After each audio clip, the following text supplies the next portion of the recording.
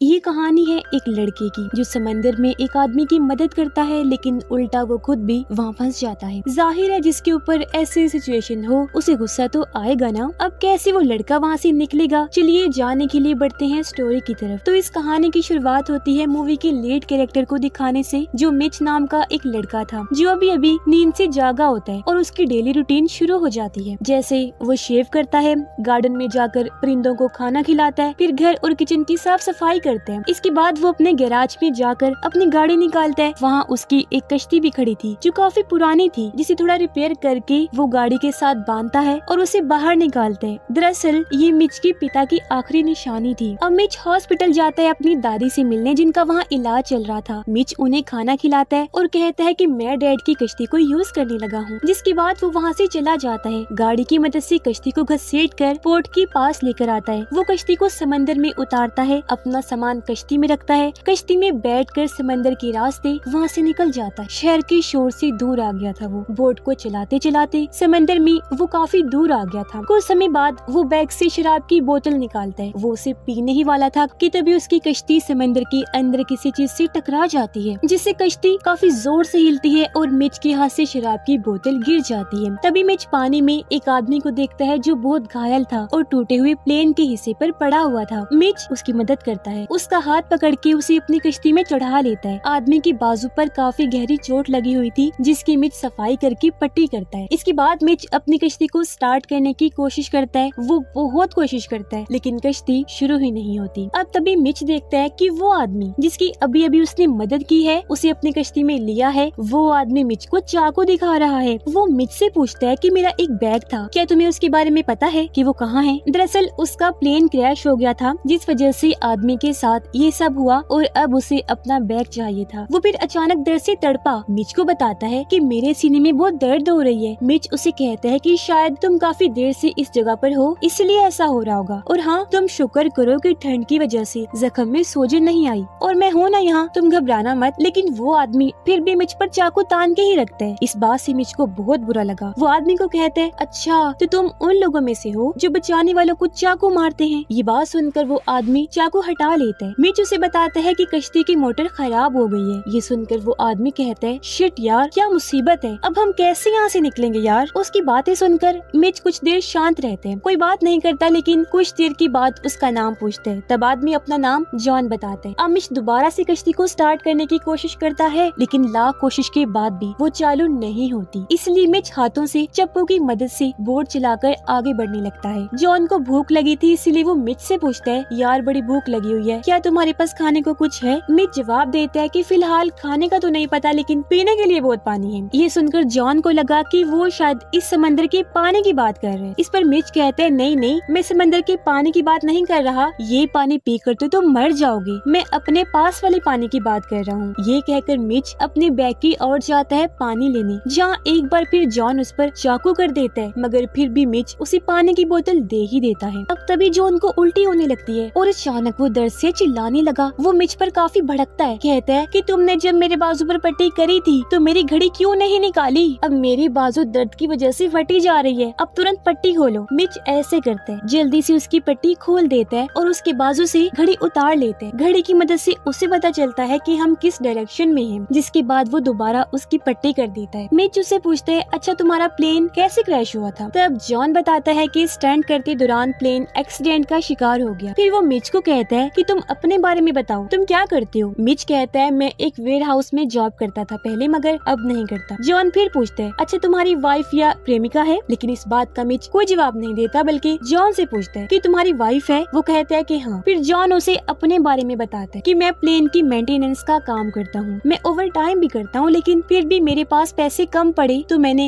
एक जॉब शुरू कर दी। मैं बड़े बड़े लोगों की बैग्स को प्लेन के जरिए एक जगह से दूसरी जगह पहुँचाता हूँ, लेकिन मुझे पता नहीं होता कि उन बैग्स में क्या है। इसी तरह एक दिन जब मैं बैग लेकर निकल रहा था तो मेरा प्लेन क्रैश हो गया, इसलिए मैं तुमसे उस बैग के बारे में पूछ रहा था। अब अचानक इन्हें एक बड़ी शिप दिखाई देती है, जिसे देखकर दोनों को उम्मीद की एक किरण नजर आई, इसलिए दोनों चिल्ला चिल्ला कर उनसे मदद मांगने की कोशिश करते हैं। मिच तो हाथ भी हिलाता है, लेकिन डिस्टेंस ज्यादा होने की वजह से वो लोग इन्हें देख ही नहीं पाते और दोनों थक हार कर बैठ जाते हैं। दोनों को ही बहुत भूख लगी थी, इसलिए मिच पानी से मछलियाँ पकड़ने लगता है। ये देखकर जॉन कहता है, तुम ये नहीं कर पाओगे लड़के। लेकिन फिर भी मिच एक छोटी मछली पकड़ लेते। अब जाहिर है उनके पास पकाने के लिए तो कुछ था नहीं, इसलिए मिच उस मछली को फिर से पानी में छोड़ देते। अब जॉन मिच को कहता है कि जिन लोगों का वो बैग है वो बहुत खतरनाक लोग हैं। अगर मैं उनसे संपर्क ना कर पाया और उन्होंने मुझे खोज लिया, वो यहाँ आ गई तो मेरे साथ साथ वो तुम्हें भी मार देंगी। वो मुझे इस तरह खोज लेंगे क्योंकि उस बैग में GPS ट्रैकर है। मेरे साथ साथ तुम भी फंस जाओगे। ये बताकर जॉन उसे अपने पिछले दिनों की बात बताता है कि काफी दिन पहले मेरी और मेरी पत्नी की नौकरी खत्म हो गई थी और मैं नई नौकरी की खोज में लगा हुआ था। हमारे ऊपर